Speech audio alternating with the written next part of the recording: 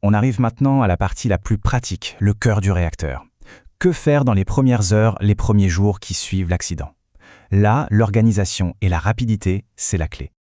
Si c'est son propre enfant qui est la victime, il y a 4 étapes à suivre sans tarder. La priorité absolue, bien sûr, c'est la santé, les premiers soins, le médecin, les urgences.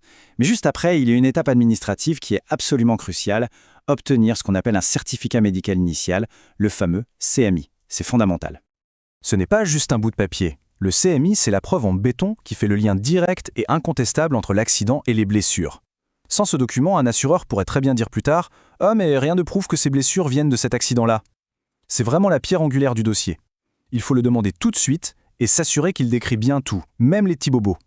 Et attention, le temps est compté. C'est une vraie course contre la montre. Le CMI, il faut l'avoir le plus vite possible, idéalement dans les 72 heures. Si ça s'est passé à l'école, le directeur a 48 heures pour faire sa déclaration officielle. Et de son côté, il faut déclarer le sinistre à son assurance dans les 5 jours ouvrés.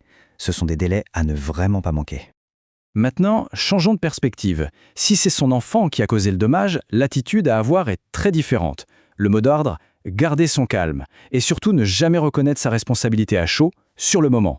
Le rôle à jouer, c'est de rassembler des faits, des noms, des témoignages si possible, puis de contacter immédiatement son propre assureur. C'est lui qui va prendre le dossier en main.